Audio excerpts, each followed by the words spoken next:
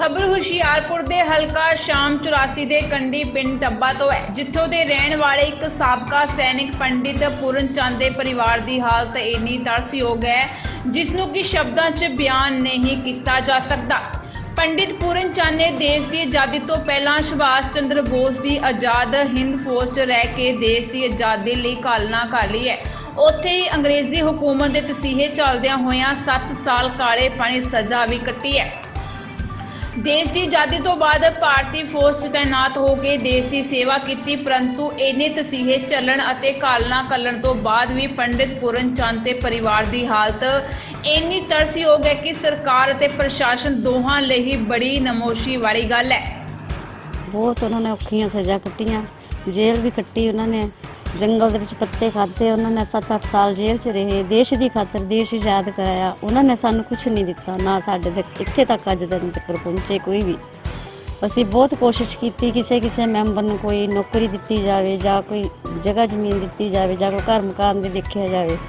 उन्हें 3 साल 3 वारी नौकरी की, एक बारी भी नहीं सानू किसी ने कोई चिट्ठी कोई पत्तर। उन्होंने हुंदे तक 26 जनवरी के 15 अगस्त के सानू कार्ड आते थे, जब तक वो पूरे खत्म हो गए उस तो बाद किसी ने नहीं सानू किस पिछे आन के किस तरह रह रहे हैं, किद्दां खा पी रहे हैं, या किद्दां तुहाडे घर की हालत है।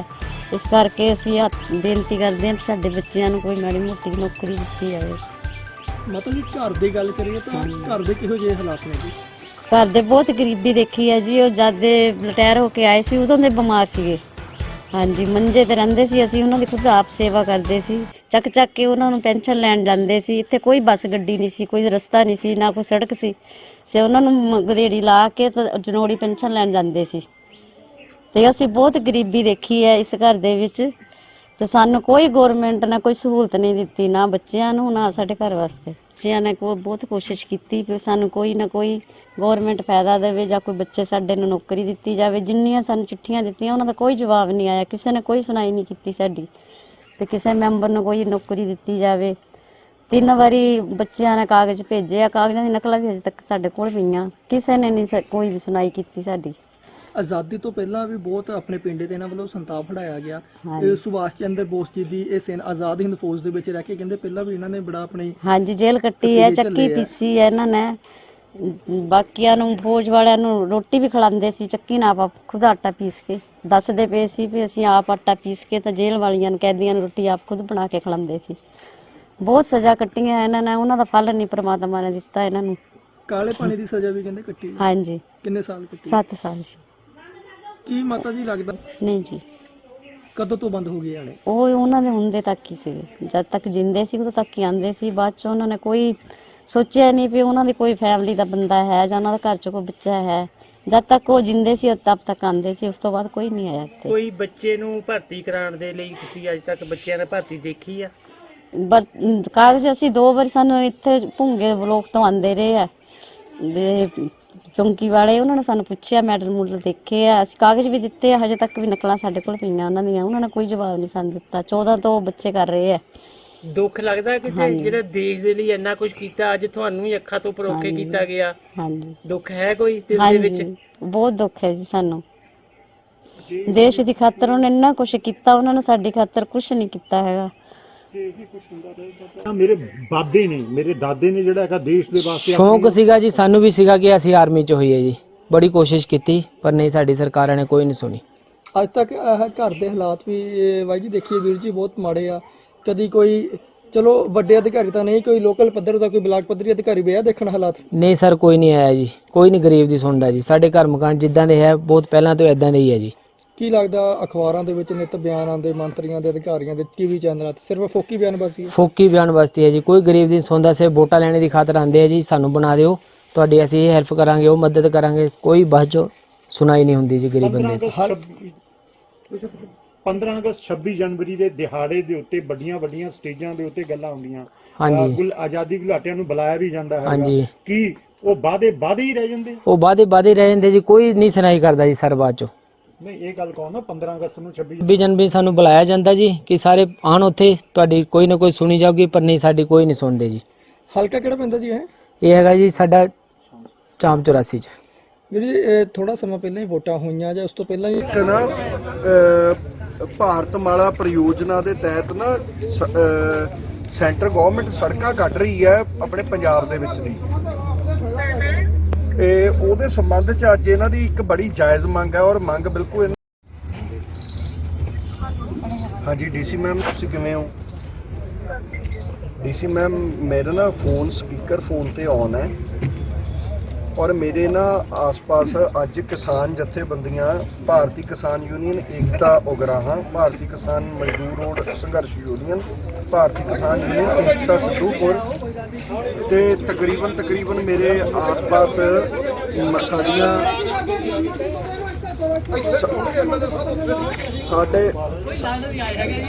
ਸਾਡੇ ਸਤਿਕਾਰਯੋਗ ਉਰੇ ਮਾਤਾਵਾਂ ਵੀ ਨੇ, ਸਾਡੇ ਬਜ਼ੁਰਗ ਵੀ ਨੇ। ਹੈਲੋ ਮੈਮ, ਗੱਲ ਇਹ ਹੈ ਵੀ ਇਹ ਨਾ ਜਿਹੜੀ ਇੱਕ ਨਾ ਭਾਰਤਮਾਲਾ परियोजना ਦੇ ਤਹਿਤ ਨਾ ਸੈਂਟਰ ਗਵਰਨਮੈਂਟ ਸੜਕਾਂ ਕੱਢ ਰਹੀ ਹੈ ਆਪਣੇ ਪੰਜਾਬ ਦੇ ਵਿੱਚ ਦੀ। ਇਹ ਉਹਦੇ ਸੰਬੰਧ 'ਚ ਅੱਜ ਇਹਨਾਂ ਦੀ ਇੱਕ ਬੜੀ ਜਾਇਜ਼ ਮੰਗ ਹੈ ਔਰ ਮੰਗ ਬਿਲਕੁਲ ਇਹਨਾਂ ਦੀ ਜਾਇਜ਼ ਹੈ। ਇਹ ਕਹਿੰਦੇ ਵੀ ਜਿਹੜੀ ਜਿੱਥੇ ਇੱਥੇ ਜ਼ਮੀਨਾਂ ਦੀ ਇਨਕਰੋਚਮੈਂਟ ਹੋਊਗੀ ਬਈ ਸਾਨੂੰ ਜਿਹੜਾ ਉਹਦਾ ਰੇਟ ਹੈ, ਜੋ ਉਹਦਾ ਮਾਰਕੀਟ ਰੇਟ ਹੈ ਨਾ ਜ਼ਮੀਨਾਂ ਦਾ, ਇੱਕ ਤਾਂ ਸਾਨੂੰ ਉਹ ਪ੍ਰੋਵਾਈਡ ਕਰਵਾਇਆ ਜਾਵੇ। ਮਤਲਬ ਜਦੋਂ ਉਹਦੀ ਅਸੈਸਮੈਂਟ ਹੋਊਗੀ ਨਾ, ਜ਼ਮੀਨਾਂ ਦੀ ਅਸੈਸਮੈਂਟ ਹੋਊਗੀ, ਉਹ ਮੌਕੇ ਤੇ ਅਸੈਸਮੈਂਟ ਜਿਹੜੀ ਕਰਵਾਉਣੀ ਆ ਆਪਾਂ ਆਪਣੇ ਮਤਲਬ ਸਰਕਾਰ ਵੱਲੋਂ ਜਿਹੜੇ ਆਫੀਸਰ ਜਾ ਕੇ ਅਸੈਸਮੈਂਟ ਕਰਨ, ਉਹ ਇੱਕ ਤਾਂ ਜੋ ਜੋ ਅੱਜ ਦਾ ਭਾਅ ਹੈ ਉਹਦੇ ਹਿਸਾਬ ਨਾਲ ਅਸੈਸਮੈਂਟ ਹੋਵੇ।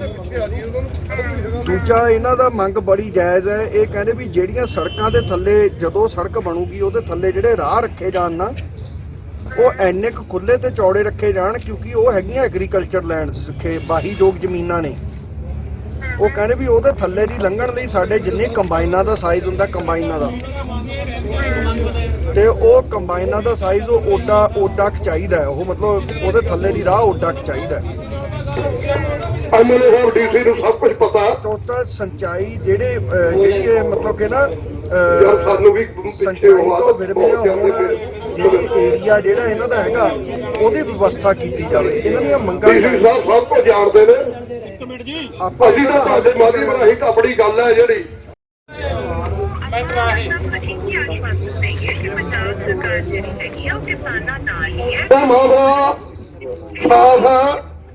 ਟੀਸੀ ਨਾਲ ਸਾਡੀਆਂ ਸਾਈਕਲਾਂ ਮੀਟਿੰਗਾਂ ਹੋ ਗਈਆਂ, ਡਿਵੀਜ਼ਨਲ ਕਮਿਸ਼ਨਰ ਮੀਟਿੰਗਾਂ ਹੋ ਗਈਆਂ, ਹੋਰ ਅਧਿਕਾਰੀਆਂ ਦਾ ਮੀਟਿੰਗਾਂ ਹੋ ਗਈਆਂ, ਪ੍ਰੋਜੈਕਟ ਡਾਇਰੈਕਟਰਾਂ ਦਾ ਮੀਟਿੰਗਾਂ। ਸੜਕਾਂ ਬਣਾਈਆਂ ਜਾਣਗੀਆਂ, ਉਹਦੀ ਭੇਂਟ ਹੈ ਜਿਹੜੀ, ਉਹਦੀ ਭੇਂਟ ਆਮ ਕਿਸਾਨ ਕਿਉਂ ਚੜੇ? ਇਹ ਵੱਡਾ ਸਵਾਲ ਹੈ। ਜੇ ਤੁਸੀਂ ਜਗ੍ਹਾ ਅਕਵਾਇਰ ਕਰਨੀ ਹੈ, ਤੁਹਾਨੂੰ ਜ਼ਰੂਰਤ ਹੈ, ਕਿਸਾਨ ਇਸ ਗੱਲ ਦਾ ਵਿਰੋਧ ਤਾਂ ਨਹੀਂ ਕਰਦੇ ਵੀ ਸਾਡੀ ਜਗ੍ਹਾ ਨਾ ਅਕਵਾਇਰ ਕਰੋ।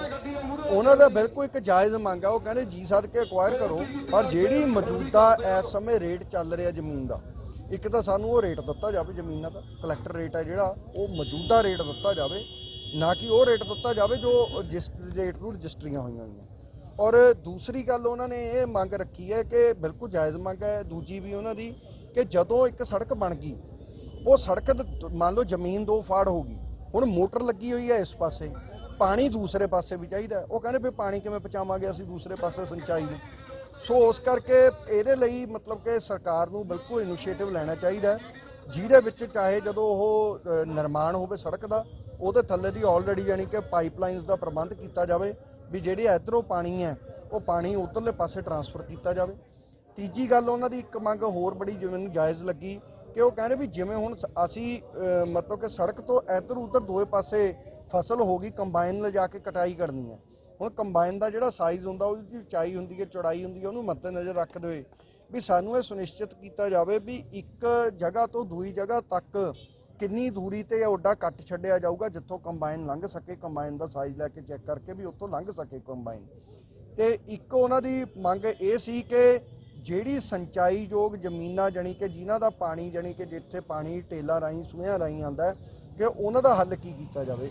ਉਹਦੇ ਲਈ ਹੁਣ ਇਹ ਇਰੀਗੇਸ਼ਨ ਡਿਪਾਰਟਮੈਂਟ ਨਾਲ ਮੀਟਿੰਗ ਹੋਊਗੀ, ਉਹਦੇ ਤੋਂ ਬਾਅਦ ਸੁਨਿਸ਼ਚਿਤ ਕੀਤਾ ਜਾਊਗਾ ਕਿ ਜਿਹੜਾ ਪਾਣੀ ਇੱਧਰਲੇ ਪਾਸੇ ਟੇਲਾਂ ਰਾਹੀਂ ਆਉਂਦਾ ਉਹਨੂੰ ਪਰਲੇ ਪਾਸੇ ਟਰਾਂਸਫਰ ਕਿਵੇਂ ਕੀਤਾ ਜਾਊਗਾ। ਸੋ ਮੰਗਾਂ ਜਾਇਜ਼ ਨੇ, ਤਰੀਕਾ ਵੀ ਬਹੁਤ ਅੱਛਾ ਹੈ, ਸ਼ਾਂਤਮਈ ਤਰੀਕੇ ਨਾਲ ਉਹਨਾਂ ਨੇ ਆਪਣੀਆਂ ਮੰਗਾਂ ਕੀਤੀਆਂ। ਔਰ ਅਸੀਂ 15 ਅਗਸਤ ਲੰਘਣ ਤੋਂ ਬਾਅਦ ਮੈਂ ਇਹਨਾਂ ਨਾਲ ਪ੍ਰੋਮਿਸ ਕੀਤਾ ਕਿ ਅਸੀਂ ਸਾਡੇ ਮਾਣਯੋਗ ਸੀਐਮ ਸਾਹਿਬ ਸਰਦਾਰ ਭਗਵੰਤ ਸਿੰਘ ਜੀ ਮਾਨ ਸਾਹਿਬ ਦੇ ਨਾਲ ਬੈਠ ਕੇ ਇਹਦੇ ਬਾਰੇ 'ਚ ਉਚੇਚੇ ਤੌਰ ਤੇ ਚਰਚਾ ਕਰਾਂਗੇ ਸਾਰੇ ਐਮਐਲਏ ਇਕੱਠੇ ਹੋ ਕੇ, ਔਰ ਜੋ ਵੀ ਇਹਦਾ ਯੋਗ ਹੱਲ ਹੋਊਗਾ ਉਹ ਕੱਢ ਕੇ ਦੇਵਾਂਗੇ। ਧੰਨਵਾਦ। ਦੀਆਂ ਅੱਖਾਂ ਖੋਲਣੀਆਂ ਚਾਹੁੰਦੇ ਆ ਵੀ ਜਿਹੜਾ ਇੰਡੀਆ ਗੇਟ ਬਣਿਆ, ਇੰਡੀਆ ਗੇਟ ਜਿਹੜਾ ਉਹ ਅੰਗਰੇਜ਼ਾਂ ਨੇ ਬਣਾਇਆ ਸੀ, ਉਹਨਾਂ ਦੇ ਮਤਲਬ ਆਪਣੀ ਸ਼ਹੀਦਾਂ ਦੀ ਯਾਦ 'ਚ ਬਣਾਇਆ ਸੀ। ਸੁਤੰਤਰਤਾ ਦਿਵਸ ਮੌਕੇ ਲੁਧਿਆਣਾ ਦੇ ਭਾਰਤ ਨਗਰ ਚੌਂਕ ਵਿਖੇ ਨਾਮਧਾਰੀ ਸੰਪਰਦਾ ਨੇ ਲੋਕਾਂ ਵੱਲੋਂ ਇੰਡੀਆ ਗੇਟ ਦੇ ਬਜਾਏ ਸ਼ਹੀਦਾਂ ਦੀ ਯਾਦਗਾਰ ਬਣਾਉਣ ਦੀ ਮੰਗ ਨੂੰ ਲੈ ਕੇ ਪ੍ਰਦਰਸ਼ਨ ਕੀਤਾ। ਇਸ ਦੌਰਾਨ ਲੋਕਾਂ ਨੇ ਹੱਥਾਂ ਵਿੱਚ ਬੈਨਰ ਫੜੇ ਹੋਏ ਸਨ। ਦੀਆਂ ਅੱਖਾਂ ਖੋਲਣੀਆਂ ਚਾਹੁੰਦੇ ਆ ਵੀ ਜਿਹੜਾ ਇੰਡੀਆ ਗੇਟ ਬਣਿਆ, ਇੰਡੀਆ ਗੇਟ ਜਿਹੜਾ ਉਹ ਅੰਗਰੇਜ਼ਾਂ ਨੇ ਬਣਾਇਆ ਸੀ, ਉਹਨਾਂ ਦੇ ਮਤਲਬ ਆਪਣੀ ਸ਼ਹੀਦਾਂ ਦੀ ਯਾਦ 'ਚ ਬਣਾਇਆ ਸੀ। ਸਾਡੇ ਇੰਡੀਆ ਦੇ ਜਿਹੜੇ ਸ਼ਹੀਦ ਹੋਏ ਆ, ਹਿੰਦੁਸਤਾਨ ਦੇ ਜਿਹੜੇ ਸ਼ਹੀਦ ਹੋਏ ਆ, ਸਤਿਗੁਰੂ ਦਲੀਪ ਸਿੰਘ ਜੀ ਵੱਲੋਂ ਇਹ ਪ੍ਰੋਟੈਸਟ ਕਈ ਸਾਲਾਂ ਤੋਂ ਕੀਤਾ ਜਾ ਰਿਹਾ ਵੀ ਉਹ ਸਮਾਰਕ ਜਿਹੜਾ ਸਾਡੇ ਇੰਡੀਆ ਦੇ ਹਿੰਦੁਸਤਾਨ ਦੇ ਸ਼ਹੀਦਾਂ ਦੀ ਯਾਦ 'ਚ ਬਣਨਾ ਚਾਹੀਦਾ, ਉਹਨਾਂ ਦਾ ਨਾਮ ਹੋਣਾ ਚਾਹੀਦਾ। ਇਹ ਜਿਹੜੇ ਚਿੰਨ੍ਹ ਨੇ ਇਹ ਆਜ਼ਾਦੀ ਤੋਂ ਪਹਿਲਾਂ ਦੇ ਅੰਗਰੇਜ਼ਾਂ ਨੇ ਬਣਾਇਆ ਹੋਇਆ ਜੀ। ਪਰ ਹੈ ਤਾਂ ਸਰ ਇੰਡੀਆ ਦਾ ਹੀ ਹੈ ਇੰਡੀਆ ਦਾ, ਪਰ ਬਣਾਇਆ ਤਾਂ ਉਹਨਾਂ ਨੇ ਆ ਨਾ ਜੀ। ਸਾਡਾ ਚਿੰਨ੍ਹ ਕੀ ਆ, ਅਸੀਂ ਆਪਣੇ ਬੱਚਿਆਂ ਨੂੰ ਕੀ ਦੱਸਾਂਗੇ ਜੀ? ਅੰਗਰੇਜ਼ਾਂ ਨੇ ਬਣਾਇਆ ਸੀਗਾ ਜੀ। ਸਾਡੇ ਹਿੰਦੁਸਤਾਨ 'ਚ ਤਾਂ ਬਣਨਾ ਚਾਹੀਦਾ, ਸਾਡੀ ਸਰਕਾਰ ਬਣਾਵੇ, ਮੋਦੀ ਜੀ ਬਣਾਉਣ। ਕੀ ਲੱਗਦਾ ਹੈ ਤਾਂ ਰੇਲ ਦੀ ਜਿਹੜੀ ਸ਼ੁਰੂਆਤ ਆ ਉਹ ਵੀ ਅੰਗਰੇਜ਼ਾਂ ਨੇ ਕੀਤੀ? ਬੜਾ ਕੁਝ ਅੱਜ ਇੰਡੀਆ ਨੇ ਕਰ ਲਿਆ ਜੀ, ਬੜੀ ਤਰੱਕੀ ਕਰ ਲਈ ਇੰਡੀਆ ਨੇ, ਬੜਾ ਕੁਝ ਤੋੜ ਕੇ ਉਹਨਾਂ ਦਾ ਆਪਣਾ ਬਣਾ ਲਿਆ ਜੀ, ਬੜੀ ਤਰੱਕੀ ਕੀਤੀ है साइंस ने जी। सर तो ये जो प्रोटेस्ट है ये आज के दिन क्यों? ये नहीं जी, आज के दिन नहीं है, लगातार चलता आ रहा है। पिछले 7 साल से सतगुरु दलीप सिंह जी ये इसकी प्रयास कर रहे हैं, लगातार चलता आ रहा है जी। कभी किसी ने आपसे बातचीत की या कुछ सुनवाई हुई? अलग अलग जगह पे बातचीत होती रहती है जी, पर लेकिन उस पर काम कुछ नहीं हुआ। सर लुधियाना में कहाँ ये प्रोटेस्ट हो? ये लुधियाना में बस स्टैंड हुआ, भारत नगर चौक में है, अब और अलग अलग जगह पे जाएंगे। ਅਸੀਂ ਤਾਂ ਚਾਹੁੰਦੇ ਹਾਂ ਸਰਕਾਰ ਅੱਖਾਂ ਖੋਲੇ ਜੀ, ਸਰਕਾਰ ਕੰਮ ਕਰੇ।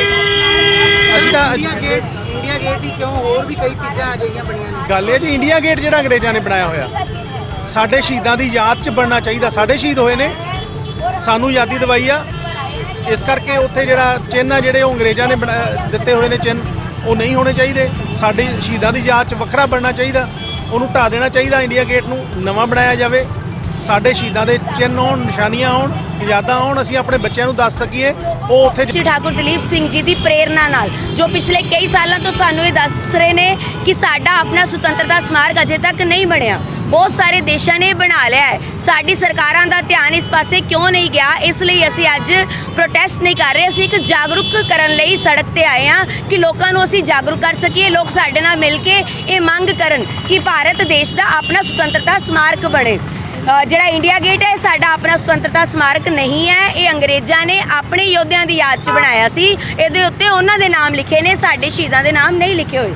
ਕੀ ਲੱਗਦਾ ਇੰਡੀਆ ਗੇਟ ਸਾਨੂੰ ਉਦੋਂ ਇੱਕ ਨਾ ਇਮਾਰਤ ਬਣੀ ਹੋਈ ਆ, ਅਸੀਂ ਆਪਣੇ ਬੱਚਿਆਂ ਨੂੰ ਬੜੇ ਮਾਣ ਨਾਲ ਵਿਖਾਉਣ ਜਾਂਦੇ ਆ ਕਿ ਇਹ ਬਣੀ ਹੋਈ ਹੈ। ਸਾਨੂੰ ਇਹ ਪਤਾ ਹੀ ਨਹੀਂ ਕਿ ਸਾਡਾ ਗੁਲਾਮੀ ਦਾ ਚਿੰਨ੍ਹ ਹੈ, ਨਾ ਕਿ ਸਾਡਾ ਆਜ਼ਾਦੀ ਦਾ ਚਿੰਨ੍ਹ। ਅਸੀਂ ਆਪਣੇ ਬੱਚਿਆਂ ਨੂੰ ਵਿਖਾਉਣ ਲਈ ਇੱਕ ਐਸਾ ਸਮਾਰਕ ਸਰਕਾਰ ਕੋਲੋਂ ਮੰਗ ਕਰਦੇ ਆ ਕਿ ਜਿੱਥੇ ਅਸੀਂ ਆਪਣੇ ਬੱਚਿਆਂ ਨੂੰ ਲੈ ਕੇ ਜਾਈਏ ਉੱਥੇ ਸਾਡੇ ਸ਼ਹੀਦਾਂ ਦੇ ਨਾਮ ਲਿਖੇ ਹੋਣ, ਉਹਨਾਂ ਦਾ ਸਮਾਰਕ ਬਣਿਆ ਹੋਵੇ, ਆਜ਼ਾਦੀ ਦਾ ਸਮਾਰਕ, ਨਾ ਕਿ ਗੁਲਾਮੀ ਦਾ ਚਿੰਨ੍ਹ। ਇਹ ਤੁਸੀਂ ਮੰਨਦੇ ਹੋ ਕਿ ਉੱਥੇ ਅੰਗਰੇਜ਼ਾਂ ਦਾ ਬਣਿਆ ਹੋਇਆ?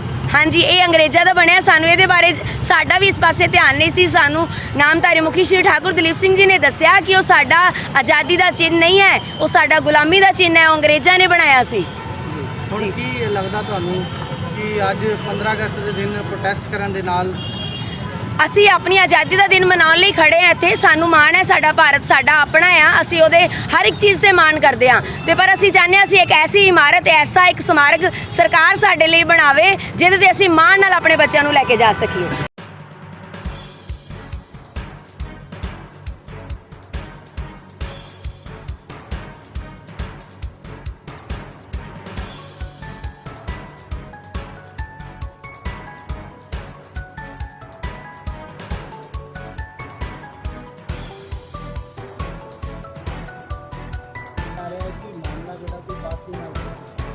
ਉਹ ਇਹਨਾਂ ਦੇ ਜੋ ਪੀਏ ਹੈ ਅਰਜਿੰਦਰ ਸਿੰਘ, ਇੱਥੇ ਤਰੀਕੇ ਦੇ ਨੇੜੇ ਕਲੋਨੀ ਵਿੱਚ ਰਹਿੰਦੇ। ਇਹਨਾਂ ਵੱਲੋਂ ਇੱਕ ਖੰਨਾ ਬੱਸ ਸਰਵਿਸ ਨਾਂ ਤੇ 2 ਬੱਸਸ ਇਹਨਾਂ ਦੀ ਅਪਲਾਈ ਕਰਦੀ, ਜਿਹੜੀ ਫਿਰੋਜ਼ਪੁਰ ਤੋਂ ਪਟਿਆਲਾ ਚੱਲਦੀ ਹੈ। ਔਰ ਇਸ ਬੀਤੇ ਸੋਮਵਾਰ ਨੂੰ ਇਹਨਾਂ ਦੀ ਜਿਹੜੀ ਇੱਕ ਬੱਸ ਫਿਰੋਜ਼ਪੁਰ ਤੋਂ ਆ ਰਹੀ ਸੀ, ਉਸ ਬੱਸ ਦੇ ਵਿੱਚ ਇਹ ਪਤਾ ਚੱਲਿਆ ਹੈ ਕਿ ਕੁਝ ਲੜਕੇ ਸਵਾਰ ਸੀ ਔਰ ਉਹਨਾਂ ਵੱਲੋਂ ਕਿਸੇ ਲੜਕੀ ਦੇ ਕਮੈਂਟਸ ਕੀਤੇ ਗਏ, ਛੇੜਖਾਨੀ ਕੀਤੀ ਗਈ। ਉਸ ਤੋਂ ਬਾਅਦ ਸਵਾਰੀਆਂ ਵੱਲੋਂ ਉੱਥੇ ਉਹਨਾਂ ਤੇ ਆਬਜੈਕਸ਼ਨ ਕਰਕੇ ਵਿਰੋਧ ਕੀਤਾ ਗਿਆ। ਉਸ ਦੌਰਾਨ ਹੀ ਜਿਹੜੇ ਡਰਾਈਵਰ ਤੇ ਕੰਡਕਟਰ ਵੱਲੋਂ ਵੀ ਉਹਨਾਂ ਨੂੰ ਝਿੜਕਿਆ ਗਿਆ। ਇਸ ਤੋਂ ਬਾਅਦ ਕੱਲ੍ਹ ਦੀ ਜਦੋਂ ਇਨਸੀਡੈਂਟ ਹੋਇਆ ਉਸ ਵੇਲੇ ਇਹ ਪਤਾ ਚੱਲਦਾ ਹੈ ਕਿ ਉਹ ਜਦੋਂ ਦਾਖਾ ਮੁੱਲਾਪੁਰ ਦਾਖਾ ਦੇ ਬੱਸ ਸਟੈਂਡ ਤੇ ਬੱਸ ਖੜੀ ਹੋਈ ਸੀ ਉਸ ਵੇਲੇ ਨੋਟਿਸ ਕਰ ਲਏ ਗਏ ਸੀ ਕਿ ਲੜਕੇ ਉੱਥੇ ਮੌਜੂਦ ਨੇ ਔਰ ਉਸ ਤੋਂ ਬਾਅਦ ਇਹਨਾਂ ਵੱਲੋਂ ਇਹਨਾਂ ਦਾ ਪਿੱਛਾ ਕੀਤਾ ਗਿਆ ਤੇ ਡਰਾਈਵਰ ਕੰਡਕਟਰ ਇਹ ਵੀ ਦੱਸਦੇ ਕਿ ਉਹਨਾਂ ਵੱਲੋਂ ਪੁੱਛਿਆ ਵੀ ਗਿਆ ਸੀ ਕਿ ਗੱਡੀ ਲੈ ਕੇ ਜਾਈਏ ਅੱਗੇ। ਮੈਂ ਕਿਹਾ ਕਿ ਤੁਸੀਂ ਗੱਡੀ ਅੱਗੇ ਚਲਾਈ ਰੱਖੋ ਤੇ ਅੱਗੇ ਅਯਾਲੀ ਚੌਕ ਦੇ ਵਿੱਚ ਜਾ ਕਰਕੇ ਇਹਨਾਂ ਲੜਕਿਆਂ ਨੇ ਗੱਡੀ ਦੇ ਵਿੱਚ ਚੜ੍ਹ ਕਰਕੇ ਕੋਈ ਬਹਿਸਬਾਜ਼ੀ ਔਰ ਉਹਨਾਂ ਨਾਲ ਕੁਝ ਲੜਾਈ ਝਗੜਾ ਸ਼ੁਰੂ ਕੀਤਾ। ਉਸ ਵਿੱਚ ਡਰਾਈਵਰ ਜਾਂ ਕੰਡਕਟਰ ਵੱਲੋਂ ਇਹਨਾਂ ਨੂੰ ਕਾਲ ਕੀਤੀ ਗਈ, ਜਿਹੜੇ ਪਾਸ ਹੀ ਰਹਿਣ ਕਰਕੇ ਉੱਥੇ ਪਹੁੰਚ ਗਏ। ਪਹੁੰਚਣ ਤੋਂ ਬਾਅਦ ਉੱਥੇ ਜੋ ਵੀ ਵਕੂਆ ਹੋਇਆ ਉਹ ਸਾਨੂੰ ਕਲੀਅਰ ਨਹੀਂ ਹੈ। ਜੋ ਇਹਨਾਂ ਨੇ ਦੱਸਿਆ ਉਸ ਮੁਤਾਬਿਕ ਲੜਾਈ ਝਗੜਾ ਹੋਇਆ ਜਿਹਦੇ ਵਿੱਚ ਇਹਨਾਂ ਨੂੰ ਸੱਟ ਲੱਗੀ ਹੈ। ਉਸ ਸੱਟ ਦੇ ਉੱਪਰ ਅਸੀਂ ਮੁਕੱਦਮਾ ਯੋਗ ਧਾਰਾ ਵਿੱਚ ਦਰਜ ਕਰਕੇ ਔਰ ਇਹਦੀ ਤਫਤੀਸ਼ ਕਰ ਰਹੇ। ਜਿਹੜੇ ਕਲੂਜ਼ ਮਿਲੇ ਸੀ ਉਸ 'ਤੇ ਕੰਮ ਕਰਦੇ ਹੋਏ ਅਸੀਂ ਜਲਦੀ ਸਾਰੇ ਸ਼ਖਸ ਫੜ ਲਾਂਗੇ। देखो जो भी चीज़ सामने आई है उस पर कार्रवाई चल रही है और जल्द ही असी जेडे सारे बंदे फड़ लाए। आइडेंटिफाई जेडे कुछ 1-2 मेन आरोपी हो चुके हैं। ਕਿੰਨੇ ਸੀਗੇ ਸਰ? ਇੱਕ देखो टोटल 4 ਜਾਂ 5 ਮੋਟਰਸਾਈਕਲਸ ਦੇ ਕਰੀਬ ਬੰਦੇ ਸੀ ਜਿਹੜੇ ਉਸ ਸਾਨੂੰ ਦੱਸਿਆ ਜਾਂਦਾ ਪਰ ਐਗਜ਼ੈਕਟ ਜਿਹੜਾ ਜਦੋਂ ਇਹਨਾਂ ਵਿੱਚੋਂ ਕੋਈ ਕਾਬੂ ਆਇਆ ਉਸ ਤੋਂ ਬਾਅਦ ਹੀ ਅਸੀਂ ਖੁਲਾਸਾ ਕਰ ਸਕਦੇ। ਹਥਿਆਰ ਵੀ ਸਰ ਉਹਨਾਂ ਕੋਲ ਜਿਨ੍ਹਾਂ ਨੂੰ ਫਟਿਆ ਗਿਆ? ਦੇਖੋ ਦੱਸਿਆ ਇਹ ਜਾਂਦਾ ਹੈ ਕਿ ਉਹਨਾਂ ਕੋਲ ਇੱਕ ਹਥਿਆਰ ਸੀ ਪਰ ਇਸ ਬਾਰੇ ਜਦੋਂ ਇਹਨਾਂ ਨੂੰ ਅਰੈਸਟ ਕੀਤਾ ਗਿਆ ਉਸ ਵੇਲੇ ਅਸੀਂ ਕੋਈ ਡਿਟੇਲ ਦੱਸ ਸਕਾਂਗੇ। ਹਾਂਜੀ, ਪਟਿਆਲੇ SBI ਬੈਂਕ ਤੋਂ 35 ਲੱਖ ਦਾ ਕੈਸ਼ ਜਿਹੜਾ ਹੈਗਾ ਉਹ ਚੋਰੀ ਕੀਤਾ ਗਿਆ ਸੀਗਾ, ਜਿਹਦੇ ਵਿੱਚ ਇੱਕ ਛੋਟਾ ਲੜਕਾ ਅਤੇ ਉਹਦੇ ਨਾਲ ਇੱਕ ਹੋਰ ਐਡਲਟ ਬੰਦਾ ਸੀਗਾ। ਜਿਸ ਵਾਰਦਾਤ ਨੂੰ ਸਾਡੇ SPD, DSPD ਅਤੇ CIA ਦੀ ਇੰਸਪੈਕਟਰ ਸ਼ਮਿੰਦਰ ਦੀ ਟੀਮ ਨੇ ਬਹੁਤ ਮਿਹਨਤ ਨਾਲ ਟ੍ਰੇਸ ਕੀਤਾ ਹੈ। ਇਸ ਨੂੰ ਪੰਜਾਬ ਤੋਂ ਇੱਥੋਂ ਪਟਿਆਲੇ ਤੋਂ 1100-1200 ਕਿਲੋਮੀਟਰ ਦੂਰ ਰਾਜਗੜ੍ਹ ਜ਼ਿਲ੍ਹੇ ਦੇ ਵਿੱਚ ਇੱਕ ਪਿੰਡ ਵਿੱਚ ਟ੍ਰੇਸ ਕੀਤਾ ਗਿਆ ਹੈ। ਇਹ ਗੈਂਗ ਹੈ ਜੋ ਕਿ ਇਸੇ ਤਰੀਕੇ ਨਾਲ ਆਪਰੇਟ ਕਰਦਾ ਜਿਹਦੇ ਵਿੱਚ ਬੱਚੇ ਵਿਆਹ ਸ਼ਾਦੀਆਂ ਦੇ ਵਿੱਚ, ਮੈਰਿਜ ਪੈਲੇਸ ਦੇ ਵਿੱਚ ਅਤੇ ਬੈਂਕਾਂ ਦੇ ਵਿੱਚ ਜਾ ਕੇ ਆਈਡੈਂਟੀਫਾਈ ਕਰ ਲੈਂਦੇ। ਬੱਚਿਆਂ ਤੇ ਕੋਈ ਸ਼ੱਕ ਨਹੀਂ ਕਰਦਾ, ਫਿਰ ਵੱਡੇ ਜਿਹੜੀ ਹੈਗੀ ਹੈ ਕੈਸ਼ ਦੀ ਚੋਰੀ ਨੂੰ ਅੰਜਾਮ ਦਿੰਦੇ। ਇਸ ਦੇ ਵਿੱਚ ਇਹ ਜਿਹੜੇ ਹੁੰਦੇ ਆ ਦੋਸ਼ੀ ਵਾਰਦਾਤ ਕਰਨ ਤੋਂ ਬਾਅਦ ਖੱਬੇ ਸੱਜੇ ਹੋ ਜਾਂਦੇ ਆ ਤੇ ਤੀਜਾ ਚੌਥਾ ਗੈਂਗ ਦਾ ਮੈਂਬਰ ਹੁੰਦਾ ਹੈ ਉਹ ਕੈਸ਼ ਅਤੇ ਸੋਨਾ ਵਗੈਰਾ ਇਹਨਾਂ ਦੇ ਘਰੇ ਪਹੁੰਚਾ ਦਿੰਦਾ ਹੈ। ਸਾਨੂੰ ਇਹ ਜਾਣਕਾਰੀ ਮਿਲਦੀ ਸੀ ਕਿ ਸੋਰਸਾ ਰਾਹੀਂ ਅਸੀਂ ਇਹਨਾਂ ਦੇ ਘਰੇ ਰੇਡ ਕਰਕੇ ਜਿਹੜਾ ਕੈਸ਼ ਸੀਗਾ ਉਹ ਰਿਕਵਰ ਕਰ ਲਿਆ। ਇਹਦੇ ਵਿੱਚ ਟੀਮ ਨੇ ਬਹੁਤ ਮਿਹਨਤ ਕੀਤੀ ਹੈ। ਦੋਸ਼ੀ ਵੀ ਜਲਦੀ ਫੜੇ ਜਾਣਗੇ, ਇਹਨਾਂ ਨੂੰ ਮੈਂ ਵਧਾਈ ਦਿੰਦਾ। ਸਤਿ ਸ਼੍ਰੀ ਅਕਾਲ।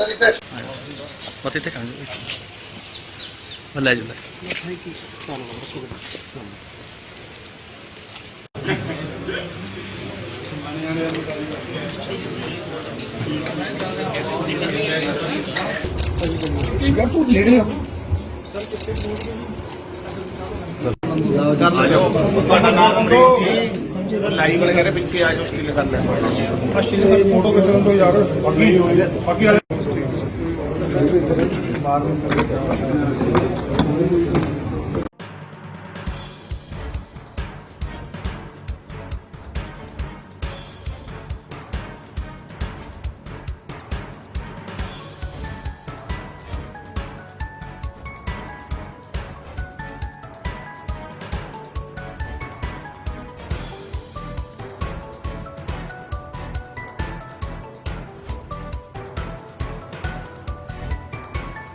ਦੀਆਂ ਦਵਾਈਆਂ 70 ਕਿਸਮ ਦੀਆਂ ਦਵਾਈਆਂ ਲੋਕਾਂ ਨੂੰ ਮੁਫਤ ਮਿਲਣਗੀਆਂ ਔਰ 40 ਕਿਸਮ ਦੇ ਟੈਸਟ ਜਿਹੜੇ ਉਹ ਫ੍ਰੀ ਹੋਣਗੇ, ਜਿਹਦੇ ਵਿੱਚ ਇੱਕ ਆਪਾਂ ਕਹਿ ਸਕਦੇ ਹਾਂ ਵੀ ਕਾਨਾ ਵੀ ਜਿਹੜਾ ਲੋਕਾਂ ਤੋਂ ਨਹੀਂ ਲੈਣਾ। ਸੋ ਬਹੁਤ ਵੱਡਾ ਇਹ ਹਿਸਟੋਰੀਕਲ ਅੱਜ ਦਿਨ ਹੈ ਸਾਡੇ ਲਈ ਔਰ ਇਹ ਅੱਜ ਕਲੀਨਿਕ ਦੀ ਓਪਨਿੰਗ ਹੋਈ ਆ। ਪੂਰਾ ਇੱਥੇ ਸਟਾਫ ਹੈ, 4 ਮੈਂਬਰੀ ਸਟਾਫ ਜਿਹੜਾ ਆ, ਫਾਰਮਾਸਿਸਟ ਨੇ, ਡਾਕਟਰ ਸਾਹਿਬ ਨੇ, ਲੈਬ ਟੈਕਨੀਸ਼ੀਅਨ ਨੇ। ਸੋ ਰਿਸੈਪਸ਼ਨ ਦਾ ਜਿਹੜਾ ਇੱਕ ਬਕਾਇਦਾ ਮਤਲਬ ਮੁਲਾਜ਼ਮ ਵੀ ਹੈਗਾ ਆ। ਸੋ ਇਸ ਇਲਾਕੇ ਦੇ ਲੋਕਾਂ ਨੂੰ ਵੱਧ ਤੋਂ ਵੱਧ ਇਸ ਕਲੀਨਿਕ ਦਾ ਲਾਭ ਉਠਾਉਣਾ ਚਾਹੀਦਾ। ਸੋ ਮੈਂ ਫਿਰ ਦੁਬਾਰਾ ਕਹਿ ਰਿਹਾ ਕਿ ਜਿਹੜੀਆਂ ਕਮਿਟਮੈਂਟਸ ਅਸੀਂ ਚੋਣਾਂ ਤੋਂ ਪਹਿਲਾਂ ਗਰੰਟੀਆਂ ਦੇ ਰੂਪ 'ਚ ਪੰਜਾਬ ਦੇ ਲੋਕਾਂ ਨਾਲ ਕੀਤੀਆਂ, ਉਹ ਕੱਲੀ ਕਰਕੇ ਪੰਜਾਬ ਦੀ ਸਰਕਾਰ ਉਹਦੇ ਉੱਤੇ ਕੰਮ ਕਰ ਰਹੀ ਹੈ। ਹੁਣ ਥੋੜ੍ਹੇ ਦਿਨ ਪਹਿਲਾਂ 1 ਜੁਲਾਈ ਤੋਂ ਜਿਹੜਾ ਬਿਜਲੀ ਗਰੰਟੀ ਦਾ ਅਸੀਂ ਵਾਅਦਾ ਕੀਤਾ ਸੀ ਪੰਜਾਬ ਦੇ ਲੋਕਾਂ ਨਾਲ ਔਰ ਪਹਿਲੀ ਵਾਰ ਬਿਨਾਂ ਕਿਸੇ ਜਾਤੀ ਬੰਧਨ ਤੋਂ ਸਮੁੱਚੇ ਪੰਜਾਬ ਦੇ ਲੋਕਾਂ ਨੂੰ 600 ਯੂਨਿਟ ਬਿਜਲੀ ਦੇ ਜਿਹੜੇ ਆ ਉਹ ਐਲਾਨ ਹੋ ਗਿਆ ਹੈ ਔਰ ਜਿਹੜਾ ਆਉਣ ਵਾਲਾ ਬਿੱਲ ਪੰਜਾਬ ਵਾਸੀਆਂ ਦੇ ਘਰਾਂ 'ਚ ਪਹੁੰਚਣਾ, ਲਗਭਗ 50-51 ਲੱਖ ਲੋਕਾਂ ਦਾ ਬਿਜਲੀ ਬਿੱਲ ਜ਼ੀਰੋ ਆਉਣਾ। ਸੋ ਬਹੁਤ ਵੱਡੀਆਂ ਪਲਾਨਾਂ ਪੰਜਾਬ ਦੇ ਅੰਦਰ। ਇਹ ਪਹਿਲੀ ਸਰਕਾਰ ਹੈ ਜਿਹਨੇ ਸ਼ੁਰੂਆਤ ਹੀ ਨੌਕਰੀਆਂ ਤੋਂ ਕੀਤੀ ਹੈ। 26,554 ਜਿਹੜੀਆਂ ਖਾਲੀ ਅਸਾਮੀਆਂ ਨੇ ਪੰਜਾਬ ਦੀਆਂ ਉਹਨਾਂ ਨੂੰ ਭਰਨ ਦਾ ਪ੍ਰੋਸੈਸ ਚੱਲ ਰਿਹਾ। ਥੋੜੇ ਦਿਨਾਂ ਤੱਕ 4300 ਨੌਜਵਾਨਾਂ ਨੂੰ ਪੁਲਿਸ ਮਹਿਕਮੇ ਦੇ ਅੰਦਰ ਜੁਆਇਨਿੰਗ ਲੈਟਰ ਮਿਲਣੇ ਆ। 1900 ਪਟਵਾਰੀ ਭਰਤੀ ਕੀਤਾ ਔਰ ਮਾਨਯੋਗ ਮੁੱਖ ਮੰਤਰੀ ਜੀ ਨੇ ਰੱਖੜ ਪੁੰਨਿਆ ਦੇ ਇਤਿਹਾਸਕ ਦਿਨ ਦੇ ਉੱਤੇ ਪੰਜਾਬ ਦੀਆਂ ਮਾਵਾਂ ਭੈਣਾਂ ਲਈ ਬਹੁਤ ਵੱਡਾ ਐਲਾਨ ਕਰਕੇ ਉਹਨਾਂ ਦਾ ਦਿਲ ਜਿੱਤਿਆ। 6000 ਆਂਗਣਵਾੜੀ ਮਤਲਬ ਭੈਣਾਂ ਜਿਹੜੀਆਂ ਉਹਨਾਂ ਦੀ ਭਰਤੀ ਹੋਣੀ ਆ। ਸੋ ਸਹਿਜੇ ਜਿਹੜਾ ਵਿਰਾਸਤ ਸਾਨੂੰ ਪੰਜਾਬ ਮਿਲਿਆ, ਲੀਓ ਲੱਥਾ ਪੰਜਾਬ ਮਿਲਿਆ, ਉਹਨੂੰ ਪੈਰਾਂ ਸਿਰ ਖੜੇ ਕਰਨਾ, ਜਿਉਂਦਾ ਜਾਗਦਾ ਪੰਜਾਬ ਬਣੇ, ਅਜਿਹਾ ਪੰਜਾਬ ਬਣੇ ਜਿੱਥੇ ਦੁਬਾਰਾ ਮਿਲਖਾ ਸਿੰਘ ਪੈਦਾ ਹੋਣ, ਜਿੱਥੇ ਦੁਬਾਰਾ ਸਾਡੀਆਂ ਉਹ ਤਰਿੰਜਣਾ, ਸਾਡੇ ਉਹ ਗਿੱਧੇ ਤੇ ਭੰਗੜੇ, ਪੰਜਾਬ ਦੀ ਫਿਜ਼ਾ 'ਚ ਉਹਨਾਂ ਦੀ ਜਿਹੜੀ ਉਹ ਝਲਕ ਨਜ਼ਰ ਆਵੇ। ਇਹਦੇ ਲਈ ਮੁੱਖ ਮੰਤਰੀ ਸਾਹਿਬ ਲਗਾਤਾਰ ਕੰਮ ਕਰ ਰਹੇ ਨੇ ਔਰ ਮੈਂ ਅੱਜ ਮੋਗੇ 'ਚ ਆਇਆ। ਮੇਰੇ ਨਾਲ ਸਾਡੇ MLA doctor Aman ji, MLA Manjeet ਜੀ ਬਿਲਾਸਪੁਰ ਔਰ ਸਾਡੇ ਬਹੁਤ ਹੀ ਪਿਆਰੇ ਅਜ਼ੀਜ਼ ਨੌਜਵਾਨ ਸਾਡੇ MLA ਲਾਡੀ ਢੋਂਜ ਜੀ ਔਰ तमाम ਸਾਡੇ ਜ਼ਿਲ੍ਹੇ ਦੇ DC ਸਾਹਿਬਾਨ, SSP ਸਾਹਿਬਾਨ ਔਰ ਜਿੰਨੇ ਵੀ ਅਧਿਕਾਰੀ, ਲਗਾਤਾਰ ਸਾਰਿਆਂ ਦਾ ਇੱਕ ਹੀ ਕੰਟੈਂਟ ਹੈ ਵੀ ਸਾਡਾ ਮੋਗਾ ਜ਼ਿਲ੍ਹਾ ਚੜ੍ਹਦੀ ਕਲਾ 'ਚ ਆਵੇ, ਸਾਡਾ ਪੰਜਾਬ ਜਿਉਂਦਾ ਜਾਗਦਾ ਪੰਜਾਬ ਬਣੇ। ਇਹਦੇ ਲਈ ਅੱਜ ਮੈਂ ਇੱਥੇ ਆਇਆ ਔਰ ਮੈਂ ਅਰਦਾਸ ਕਰਦਾ, ਉਮੀਦ ਕਰਦਾ ਵੀ ਸਾਡੀ ਜ਼ਿੰਦਗੀ ਦੇ ਅੰਦਰ ਜਿਹੜਾ ਅੱਜ ਦਾ ਹਿਸਟੋਰੀਕਲ ਡੇ ਆ, ਅਗਲਾ ਆਜ਼ਾਦੀ ਦਿਹਾੜਾ ਫਿਰ ਸਭ ਦੀ ਜ਼ਿੰਦਗੀ 'ਚ ਆਵੇ। ਇਹ ਮੇਰੀ ਕਾਮਨਾ ਤੇ ਮੇਰਾ ਅਰਦਾਸ ਹੈ। ਜਿਉਂਦਾ ਵਸਦਾ ਰਵੇ ਸਾਡਾ ਜ਼ਿਲ੍ਹਾ ਮੋਗਾ, ਸਾਡਾ ਪੰਜਾਬ। ਇਹ ਮੈਂ ਆਜ਼ਾਦੀ ਦੇ ਦਿਹਾੜੇ ਉੱਤੇ ਸਮੁੱਚੀ ਛੋਟੇ ਕਲੀਨਿਕ ਆ ਉਹ ਬੰਦ ਪਏ ਸੀ, ਉਹਨਾਂ ਨੇ ਰੂੜੀਆਂ ਲਾਈਆਂ ਵੀ ਤੇ ਹੁਣ ਤਾਂ ਮਤਲਬ ਆਪਣਾ ਆਮ ਆਦਮੀ ਦੀ ਪਾਰਟੀ ਹੈ, ਬਹੁਤ ਵਧੀਆ ਕੰਮ ਕਰ ਰਹੀ ਹੈ। ਲੋਕਾਂ ਦੀ ਬਾਹ ਫੜ ਕੇ ਲੋਕਾਂ ਮਦਦ ਕਰ ਰਹੀ ਹੈ। ਇੰਤਜ਼ਾਰ ਕਿੰਨਾ ਕੁ ਕਰਨਾ ਪੈਂਦਾ ਜੀ? ਇੰਤਜ਼ਾਰ ਕਿੰਨਾ ਕੁ ਕਰਨਾ ਪਊਗਾ ਬਾਕੀ ਦਾ? ਕਿਸ ਤਰ੍ਹਾਂ ਇੱਥੇ ਟਾਈਮ ਕਿੰਨਾ ਕੁ ਲੱਗਦਾ ਹੈ? ਇੱਥੇ ਕੋਈ ਟਾਈਮ ਲੱਗਦਾ ਜੀ? ਮੈਂ ਜਦੋਂ ਆਇਆ ਪੁੱਛਿਆ ਆਪਣੇ ਤੋਂ ਸਟਾਫਾਂ ਨੂੰ, ਉਹ ਕਹਿੰਦੇ ਜਾਓ ਅੰਦਰ ਡਾਕਟਰ ਸਾਹਿਬ ਬੈਠੇ ਸੀ, ਉਹਨੇ ਫਟਾਫਟ ਉਹੀ ਮੇਰਾ ਕੰਮ ਕਰਤਾ।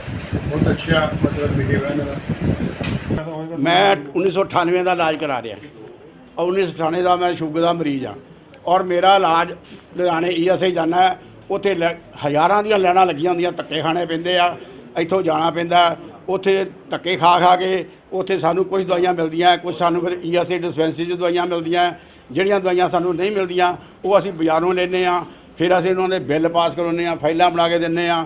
ਫਿਰ ਸਾਨੂੰ ਉੱਥੇ ਇਹ ਗੱਲ ਕਹੀ ਜਾਂਦੀ ਆ ਕਿ ਬਿੱਲਾਂ 'ਤੇ ਵੀ ਤੁਸੀਂ ਮੋਹਰ ਲਵਾ ਕੇ ਲਿਆਓ ਡਾਕਟਰ ਸਾਹਿਬ ਦੀ। ਮਹੱਲਾ ਕਲੀਨਿਕ ਦਾ ਫਾਇਦਾ ਹੋਏਗਾ ਜੀ? ਮਹੱਲਾ ਕਲੀਨਿਕ ਦੇ ਸਾਨੂੰ ਜੇ ਅਸੀਂ ਵੇਖਾਂਗੇ ਸਾਨੂੰ ਲੱਗਦਾ ਫਾਇਦਾ ਬਹੁਤ ਹੋਊਗਾ ਜੇ ਸਹੀ ਢੰਗ ਨਾਲ ਸਾਰਿਆਂ ਨੇ ਸਹਿਯੋਗ ਦਿੱਤਾ, ਜਨਤਾ ਨੇ ਸਹਿਯੋਗ ਦਿੱਤਾ, ਸਾਰੇ ਲੋਕਾਂ ਨੇ ਸਹਿਯੋਗ ਦਿੱਤਾ, ਸਟਾਫ ਇੱਥੋਂ ਨੇ ਸਹਿਯੋਗ ਦਿੱਤਾ, ਡਾਕਟਰਾਂ ਨੇ ਸਹਿਯੋਗ ਦਿੱਤਾ, ਟਾਈਮ ਸਿਰ ਦਵਾਈਆਂ ਮਿਲੀਆਂ, ਹਰ ਚੀਜ਼ ਬਾਜ਼ਾਰ ਜਾਣ ਦੀ ਕਿਸੇ ਨੂੰ ਲੋੜ ਨਾ ਪਈ, ਤਾਂ ਅਸੀਂ ਸ਼ੁਕਰਗੁਜ਼ਾਰ ਹਾਂ ਪੰਜਾਬ ਸਰਕਾਰ ਦੇ, ਸਰਦਾਰ ਭਗਵੰਤ ਮਾਨ ਦੇ।